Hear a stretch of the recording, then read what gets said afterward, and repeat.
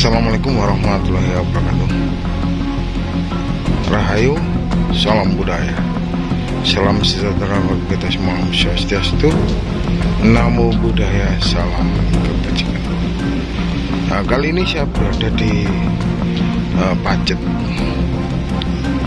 di Punden, desa Sajen, Kecamatan Pacet, Mojokerto, Jawa Timur. Kita berusukan di sini, mereview jejak-jejak kekunoan yang ada di Punden ini. Ikuti perjalanan kami. Ini sudah disuguhkan dengan batu penggilingan atau penggilingan jagung ya. Ini menandakan jejak-jejak kekunoannya, yang di bawahnya pohon beringin ini besar sekali. Nanti kita berkolaborasi sama Majapahit Studi Club, nanti bisa ke lokasi langsung. Ini bundannya loh.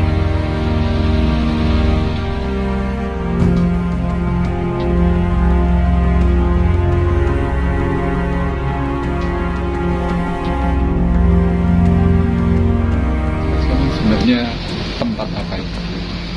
Iya, secara faktual Punden yang sangat keramat ini, yang terletak di Dusun Sajen, Desa Sajen, Kecamatan Pacet, Kabupaten Mojokerto, Jawa Timur ini, ternyata kita mendapati sebuah artefaktual penuh dengan balok-balok batu candi, makara-makara, pipi tangga candi, pelipit-pelipit, pinggiran-pinggiran candi, antefik, termasuk kemudian pecahan mahkota arca yang dibungkus kain putih ini, serta beberapa batu, dakon, dan penggilingan.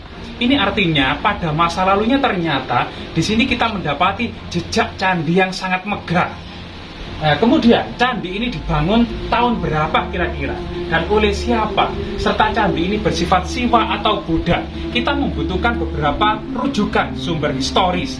Ternyata di dekat sini itu minimal ada 3 buah prasasti. Prasasti Petak tahun 1486 Masehi, prasasti Wulik yang dikeluarkan oleh Permaisuri Empu Sendok tahun 935 Masehi, yaitu prasasti ini ditemukan di Desa Kemasan Tani, serta kemudian berita dari Kitab Negara Kertagama.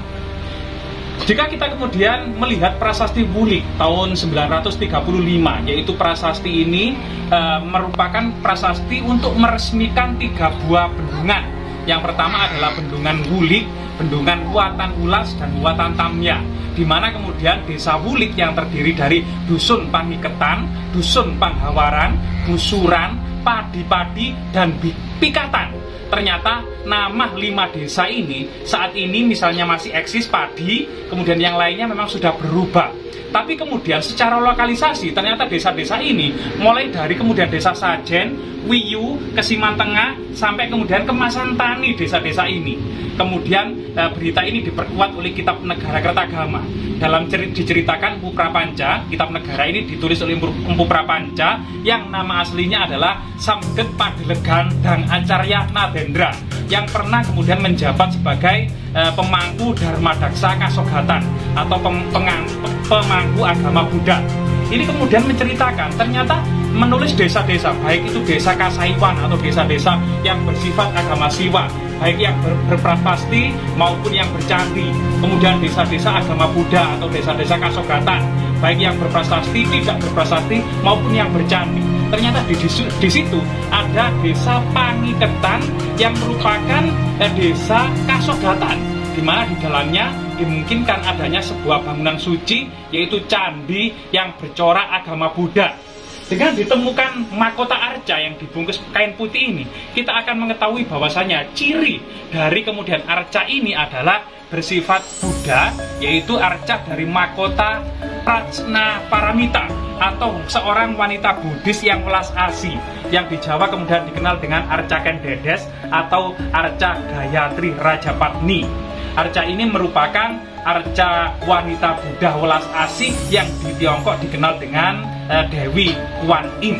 Sehingga kemudian jika memang desa ini pada masa kunonya sebelum berubah menjadi desa sajen yang kemudian identik dengan persajian, artinya memang ada sebuah lokasi di situ adalah tempat kemudian tempat suci yang di situ diadakan kemudian pemujaan, asrama, pertapaan, kumpulan para pendeta termasuk kemudian aktivitas persajian. Sehingga dari persajian inilah kemudian nama desa Sajen ini kemudian diambil. Ternyata jika memang dugaan sebagaimana berita Negara Kertagama maupun prasasti Wulik ini benar, maka nama kuno dari desa Sajen itu adalah Pangiketan sejak abad ke-10, yaitu masa Empu Sendok, sebagaimana di dalam prasasti Wulik tahun 935 tadi. Ada nggak bahwa candi ini, bukti yang menunjukkan bahwa candi ini masih difungsikan pada masa Majapahit? Iya. Jika kemudian di dalam kitab Negara Kertagama itu hanya merujuk bahwa saya desa Buddha yang bernama Pangiketan gitu, tentunya di situ ada aktivitas bahwasanya candi ini waktu itu memang sangat megah dan dibina dengan apik, karena bagaimanapun juga candi ini terletak di pinggiran Sungai Kromong yang sangat indah, bukit-bukit yang permai serta jurang-jurang yang sangat mempesona. Ini tentu pada masanya juga merupakan jejak candi yang sangat indah pada masanya, sebuah candi pendarmaan. Tetapi kitab Negara Kertagama tidak menulis raja siapa yang didarmakan di sini, tapi coraknya adalah corak Buddha, yaitu Prajna Paramita, wanita Buddhis yang welas asih. Kemudian Raja Hayam Wuruk juga setelah dalam kitab Negara Kertagama, setelah habis hujan Raja Hayam Wuruk juga senantiasa ke sini itu menuju Siman, yaitu menuju Siman untuk menghadiri upacara prasetyan, kemudian ke Candi Limo, Pikatan, dan Wewe. Ini nama-nama yang saat ini berada di Jatirejo maupun di Gondang, di Kecamatan Gondang, serta Siman berada di Kenyapatan Pacet ini, upacara prasetyan tersebut. Candi ini ditemukan kapan dan kondisinya seperti apa sebelumnya? Kita deskripsi atau dokumentasi awal pada masa kolonial Belanda seperti yang tersimpan di Universitas Leiden gitu, kita mengetahui bahwasanya posisi dan batu-batu sudah dalam bentuk posisi seperti ini. Adanya batu meja, adanya batu-batu kursi. Kemudian batu ini juga yang disandarkan yang sangat besar dan pipi ini juga di dalam dokumentasi Belanda itu sudah seperti ini, dengan sebuah cungkup yang terbuat dari kayu serta pinggiran itu juga terbuat dari kayu. Itu terlihat sekali dalam dokumentasi Belanda, sehingga kemudian dimungkinkan memang perubahan candi ini memang abad ke-17 atau ke-16, sedangkan pada abad ke-18-19 pada masa kolonial Belanda candi ini sudah seperti ini. Dan sejak saat itu sampai sekarang kelihatannya belum ada kemudian renovasi, restorasi, atau ekskavasi. Bahkan kemudian papan BPCB sebagai perlindungan cagar budaya sampai saat ini juga belum ada. Sehingga kemudian sejak abad ke-19 masa kolonial sampai saat ini tidak jauh berbeda posisi batu-batu candi yang ada di sini.